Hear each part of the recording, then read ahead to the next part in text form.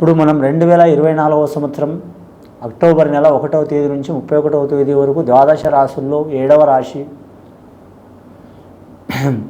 8వ రాశి వృశ్చిక రాశి వారి జ్యోతిష బలం ఎలా ఉందో చూద్దామండి. భూత భవిష్యత్తు వర్ధమానం మన జానకి రామ్ని అడిగి చూద్దామండి. ప్రశ్న శాస్త్రంలో ద్వాదశ రాశిలో 8వ రాశి వృశ్చిక రాశి వారి జాతకం చూడు. జానకి రామ్ ఎలా ఉంది? వృశ్చిక రాశి వారి జాతకం యోగం, బలం, తరించిన కార్యం, అనుకున్న కోరిక, నమ్మిన పని, చదువు, విద్య, ఉద్యోగం, వ్యాపారం, చేసే పనిది, అడవపడ్డ పనిది, వ్యవసాయ విషయంది, ఆరోగ్య విషయంది, అలాగే పర్సనల్ లైఫ్ది, సంతాన విషయంది, కుటుంబ విషయంది, ఆరోగ్య విషయంది, అనుకున్న కోరిక తీరుతుందా తీరదా, నమ్మిన పని అవుతుందా కాదా, పెద్దల ఆశీర్వాదం ఎలా ఉంటుంది, లక్ష్మీ కళ యోగ బలం ఎలా ఉంటుంది.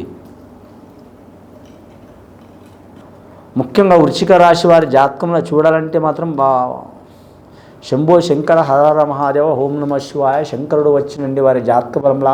అలాగే కుమారస్వామి వచ్చిండు, అలాగే విఘ్నేశ్వరుడు వచ్చిండు, హరిహరపుత్రుడు అయ్యప్ప స్వామి వచ్చిండు. వృశ్చిక రాశి వారి జాతకంలో చాలా విశేషమైన యోగం ఉన్నదండి వారి జాతక బలంలా. అలాగే వీరి జ్యోతిష్యంలో రాధాకృష్ణులు వచ్చినండి, ఆది దంపతులు వచ్చినండి. అలాగే వీరి జ్యోతిష బలంలో చూడాలంటే ఆది దంపతులు అంటే రాధాకృష్ణులు కాదండి, శంకరుడు పార్వతి. రాధాకృష్ణుడు వచ్చిన అమర ప్రేమికులు. అలాగే మాత్రం మహాగణపతి శ్రీ సాయిబాబా వచ్చినండి, మహాగణపతి వచ్చిండ్రు. ముఖ్యంగా ఈ వృశ్చిక రాశి వారి జాతకంలో చూడాలంటే ఆదాయం 11, ఖర్చు 9 రూపాయలండి, లాభం 2 రూపాయలు ఉన్నదండి, సాయం చేసేది 7, నష్టం చేసేది 9 అండి.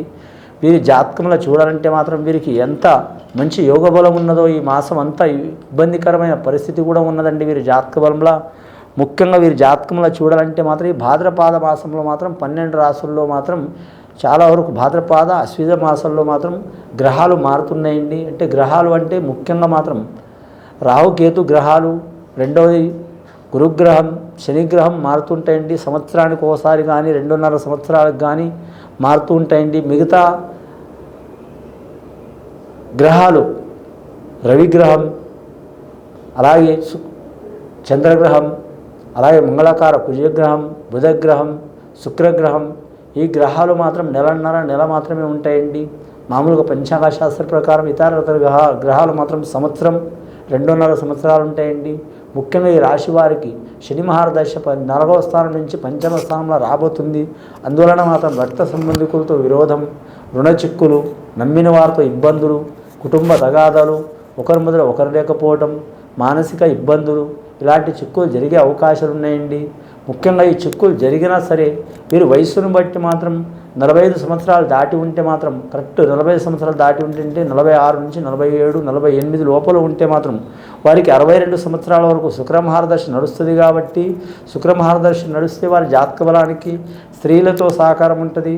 స్త్రీలు అంటే మాత్రం కనిపెంచిన తల్లి కావచ్చు, లేదా తన భార్య తల్లి కావచ్చు అంటే అత్తమ్మ, అలాగే మేనత్త కావచ్చు, అక్క కావచ్చు, చెల్లె కావచ్చు, లేదా మాత్రం స్నేహితులు సన్నిహితులు కావచ్చు, కుటుంబ సభ్యులు కావచ్చు, లేదా కన్న కూతురు కావచ్చు, పెంచిన కూతురు కావచ్చు, మనం పెంచుకున్న కూతురు కావచ్చు, వాళ్ళతో మంచి జరిగే అవకాశాలు ఉన్నాయి. గృహయోగ బలం కలిసి వస్తుందండి. శుక్రగ్రహం మంచి స్థానంలో ఉంటే మాత్రం వారికి చాలా వరకు మంచి శుభ లక్షణాలు కలుగుతాయండి. లక్ష్మీదేవతనే స్థిరంగా ఉంటుంది వారి ఇంట్లో. లక్ష్మీదేవత స్థిరంగా ఉండటం అంటే ధనం, వస్తు, కనకం, వాహనం. అలాగే చూడాలంటే మాత్రం ఆరోగ్య యోగం, ఆరోగ్యమే మహాభాగ్యం అన్నారు పెద్దలు. ఆరోగ్యంలో కూడా కలిసి వచ్చే అవకాశాలు ఉన్నాయి. గృహ నిర్మాణం కానీ, గృహం కొనటం కానీ, తీసుకోవడం కానీ, అమ్మటం కానీ, లేదా పాత గృహాన్ని కొనుగోలు చేయటం కానీ, లేదా మాత్రం రుణ చిక్కులు తొలగించుకోవడం కానీ తప్పకుండా జరిగే అవకాశాలు ఉన్నాయండి వారికి. అలాగే మొదట్లో కొందరితో వ్యతిరేకత వచ్చిన కుల సభ్యులు కావచ్చు, కుటుంబ సభ్యులు కావచ్చు, లేదా అన్నదమ్ములు కావచ్చు, కానీ రక్త సంబంధులు కావచ్చు, కొంత వ్యతిరేకత వచ్చిన తర్వాత మాత్రం నిదానంగా మాత్రం అందరూ ఒక దారికి వచ్చే అవకాశం ఉంది. లేకుంటే చాలా ఇబ్బందికరమైన పరిస్థితులు ఎదురయ్యే అవకాశం ఉంది. కానీ మాత్రం మంచి జరిగినప్పుడు మాత్రం 100 మంది దగ్గరకు వస్తారండి. కానీ అదే మన పీకల వరకు వస్తే మాత్రం ఒక్కరు కూడా రాలేరండి. ఎవరి కర్మ వారికి అని పక్కన జరిగే అవకాశాలు ఉంటాయండి.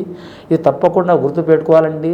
ఈ వృశ్చిక రాశి వారు అంటే ఫలానా వారని ఈ వృశ్చిక రాశిలో అందరికీ వర్తించదండి. ఇది కొందరు పుట్టిన ఘడియ ఉంటుంది, కొందరికి శుభలక్షణ ఘడియ ఉంటుంది, కొందరికి అవలక్షణ ఘడియ ఉంటుంది, కొందరికి గజకేశ్వరి యోగ బలం ఉంటుంది, కొందరికి లక్ష్మీ యోగ బలం ఉంటుంది, కొందరికి ధన యోగ బలం ఉంటుంది, కొందరికి సరస్వతి యోగ బలం ఉంటుంది, కొందరికి వైద్య యోగ బలం ఉంటుంది, కొందరికి యోగకాల బల యోగ బలం ఉంటుంది, కొందరికి మాత్రం సరస్వతి వాక్కు ఉంటుంది, కొందరికి మాత్రం లక్ష్మీ సిద్ధి ఉంటుంది, కొందరికి కాలపురుషులు ఉంటారు, కొందరు రుద్రాకాల పురుషులు ఉంటారు, కొందరికి యోగకాల పుత్రులు ఉంటారు.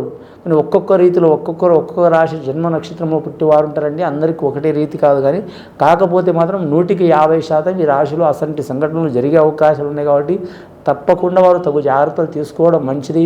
కానీ విదేశానం వెళ్ళాలనుకునే వారికి మాత్రం లేటుగా కోరిక నెరవేరుతుందండి. ఇంట్లో శుభకార్యం చేయాలనుకునే వారు కూడా మాత్రం కొంచెం నిదానం పాటించడం మంచిది. అలాగే వీరికి రాజకీయ నాయకులకైతే మిక్కిలి చికాకులు ఉంటాయండి. అలాగే గ్రామ స్థాయిలో కావచ్చు, జిల్లా స్థాయిలో కావచ్చు, వారు ఉండే నియోజకవర్గంలో కావచ్చు, తప్పకుండా రాష్ట్ర స్థాయిలో కావచ్చు, వారికి ఇబ్బందులు తప్పకుండా ఎదుర్కొంటారండి. ఎదుర్కొన్న మాత్రం గవర్నమెంట్ నుంచి మాత్రం వారు అనుకున్న పనులు సాధించే అవకాశాలు ఉన్నాయి. రాష్ట్ర అధ్యక్షులు కావచ్చు, జిల్లా అధ్యక్షులు కావచ్చు, కలిసి వచ్చే అవకాశం ఉంది. రాబోయే వారి జాతకంలో మాత్రం చిన్న ఎలక్షన్లో కావచ్చు, బై ఎలక్షన్లో కావచ్చు కలిసి వస్తుంది. వారి జాతక బలంలో ధనపరంగా, మానపరంగా, కుటుంబపరంగా, ఆరోగ్యపరంగా చికాకులు దారిద్ర్యబాధలు తొలగిపోవాలంటే మాత్రం శివశక్తులకు పూజ చేయడం చాలా వరకు మంచిదండి. శివశక్తులు అంటే మాత్రం అమ్మవారి శివుడిని, అమ్మవారిని పూజ చేయడం చాలా వరకు మంచిది. సోమవారం అనుకూలం. అలాగే ఈ రుణ చిక్కులు, కుటుంబ చిక్కులు, దరిద్రబాధలు తొలగిపోవాలంటే మాత్రం వారు సత్యనారాయణ స్వామి వ్రతం చేయటం కానీ, కులదేవతని ఆచరించడం కానీ, అలాగే మాత్రం వారి ఇంట్లో గతించిన తాత కావచ్చు, ముత్తాతలు కావచ్చు, తల్లి తండ్రి కావచ్చు, లేదా రక్తానికి సంబంధించిన అన్నదమ్ములు కావచ్చు, గతించిన వారి పూజలు చేస్తే సత్కార్యాలు చేస్తే మాత్రం సద్బ్రాహ్మణులతో కానీ లేదా సొంతంగా కానీ చేపిస్తే మాత్రం వారి మీద ఉన్న దోషాలు, చిక్కులు దారిద్ర్యబాధలు తొలగిపోయే అవకాశాలు ఉన్నాయి. ఇది విని చూసి ఆచరించే వారికి గొప్ప ఫలితాలు కలుగుతాయండి. శుభం భూయత్.